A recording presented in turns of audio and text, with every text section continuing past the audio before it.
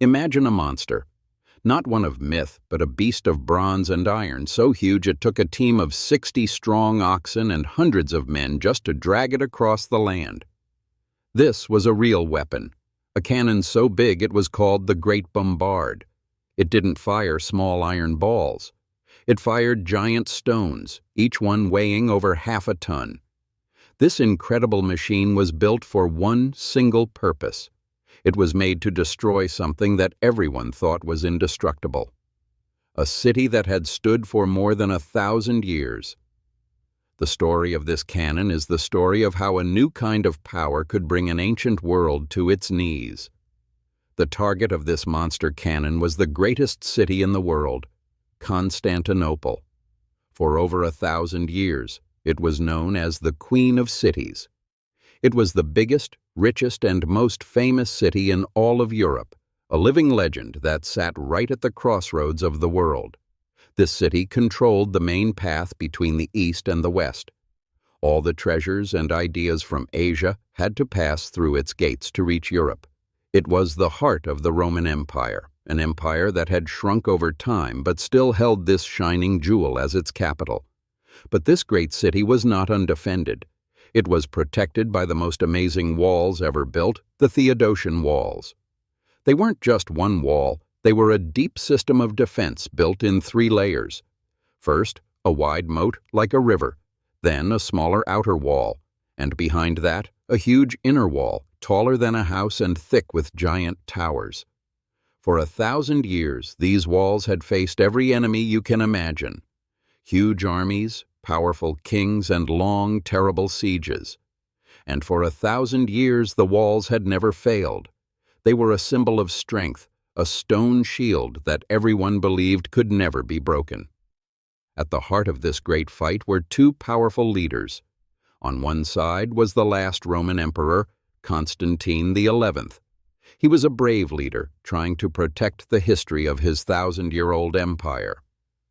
He knew his city was the last light of a world that was fading away. On the other side was a young challenger, full of fire and ambition. The Ottoman Sultan, Mehmed II. He was only 21 years old, but he had a dream bigger than anyone else's. He wanted to conquer the Queen of Cities and build a new empire that would change the world forever. The key to this whole story is a man who had a world-changing idea. His name was Orban, and he was a master engineer from Hungary. He knew more about the new, dangerous power of gunpowder than almost anyone alive. He was a master at building cannons. And here is the secret that changed history. Orban first went to Emperor Constantine. He offered to build his powerful cannons for the defenders of Constantinople. But the old Roman Empire was poor and weak. They couldn't pay him what he asked for. The emperor had to turn him away, not knowing he had just lost his best chance to survive. Orban's idea was not just to make a bigger cannon, it was a huge challenge. He had to build something that had never been seen before. This weapon, later called the basilic, would need a whole new way of making things. To do this, a giant workshop called a foundry was built just for this one job. It was a place of fire and smoke. The Sultan's dream of breaking the walls was being turned into real heavy metal. Workers gathered tons and tons of bronze. They melted it down in giant pits. The heat was so strong it felt like the sun was on Earth. Slowly they poured the hot liquid metal into a huge mold shaped like a monster. For weeks the metal cooled. When they broke the mold, the cannon was revealed. It was a beast of bronze, almost 30 feet long. It was so big it was hard to believe people had made it. Just building the cannon was hard, but moving it was even harder. It took 60 strong oxen and hundreds of men to pull it. They moved very slowly, building special roads to carry the heavy weapon towards the ancient city. In April of 1453, the time had come. Sultan Mehmed's huge army of over 80,000 soldiers stood outside Constantinople. Inside, only 7,000 defenders were left to protect their home, the last piece of the Roman Empire. From the top of their huge walls, the defenders looked down. They saw an ocean of tents and soldiers, and there, pointing right at them, was the great bombard. They had faced armies before, but they had never seen anything like this. Then came the moment. The cannon was loaded with a giant stone ball that weighed over half a ton. With a command, the fuse was lit. The world held its breath. The roar was like nothing ever heard. It was an explosion so loud it was heard for miles, shaking the very ground. The huge stone ball screamed through the air and hit the ancient Theodosian wall with unbelievable force. A cloud of dust and smoke cleared. A whole tower had crumbled. A big part of the outer wall was just a pile of broken rock. For the first time in 1,000 years, the defenders felt a new kind of fear. Their strong walls might not be strong enough. The great cannon hammered the walls of Constantinople day after day. But the city did not fall. The defenders worked tirelessly, repairing the damage each night. A huge, thick iron chain stretched across the water of the Golden Horn harbor, blocking the Sultan's navy. Without his ships, he couldn't attack the city's weaker sea walls. The siege was stuck. But Sultan Mehmed had a secret plan, an idea so wild it seemed impossible. If he could not sail his ships into the harbor, he would move them another way, over land. He ordered his men to build a road of greased wooden logs. Then thousands of men and animals began to pull his huge warships out of the water, up a hill, and through the forest to place them back into the enemy's harbor. After 53 days, the final moment came. The ancient walls, pounded for weeks by the great bombard, were weak and crumbling. Mehmed ordered a final huge attack from every side. The great cannon fired again and again, tearing a massive hole in the wall near a gate called St. Romanus.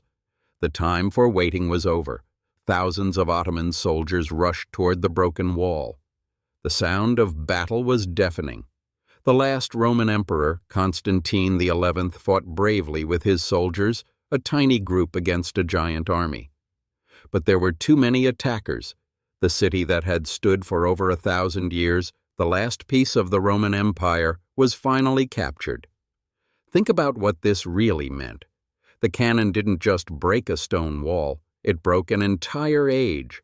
For 1,000 years, the world believed that high, thick walls meant safety and power. The fall of Constantinople showed everyone that this was no longer true. The time of knights and castles was ending. This was the end of the Middle Ages. That single cannon blast was a message to every king and lord in Europe. Your castles can no longer protect you. A new kind of power, the power of gunpowder, had arrived. The old world was gone, and a new, more dangerous one was just beginning. And then something amazing happened that no one expected. When the city fell, many of its smartest people and scholars fled. They traveled to Italy, carrying with them precious books and knowledge from ancient Greece and Rome, ideas that had been lost in Western Europe for centuries. This flood of old wisdom helped start one of the most creative times in human history, the Italian Renaissance. It was a rebirth of art, science, and new ways of thinking. At the same time, the old trade routes to the east were now controlled by the Ottomans. This pushed brave sailors like Christopher Columbus to look for a new path to Asia by sailing west, beginning the Age of Discovery. So a single event in 1453, driven by a new weapon and one young man's ambition, changed the direction of human history forever. The last city of the ancient world fell, but from its ashes, the modern world began to rise. The story of our own time starts right there, in the smoke and fire of a fallen empire. The fall of Constantinople sent waves across the world. In the smoke and confusion, some of the city's greatest treasures escaped. These were not jewels or gold, they were people. The wisest scholars, artists, and thinkers of the empire gathered what they could and fled for their lives. They carried with them the knowledge of 1,000 years. Old books written in Greek, ideas about science, art, and how to govern were packed into their bags. They sailed west looking for a safe place. Many of them landed in Italy, in busy cities like Florence and Venice. Their arrival was like rain on dry ground. For centuries, much of this ancient Greek and Roman knowledge had been lost to Western Europe. But now, these scholars from Constantinople began to teach. They opened up the old books and shared the old ideas. This spark of old knowledge helped light one of the biggest fires of learning in human history. It was called the Renaissance, a word that means rebirth. A new age of art, science, and thinking began to grow, fed by the ideas saved from the fallen city. But the city's fall changed more than just ideas. For hundreds of years, Constantinople was the main gate for trade between Europe and Asia. The famous Silk Road ended there. But now the Ottoman Empire controlled this gate. They made it very hard and expensive for Europeans to trade for spices and other goods from the East. This created a huge problem for the kings and queens of Europe. Their people wanted the spices, silks, and riches of the East. The old way was now closed. They had to find a new path. But where could they go? The answer was not over land, but over the sea. This challenge started a new chapter in our story. It was called the Age of Discovery. Brave sailors from countries like Portugal and Spain were given ships and money.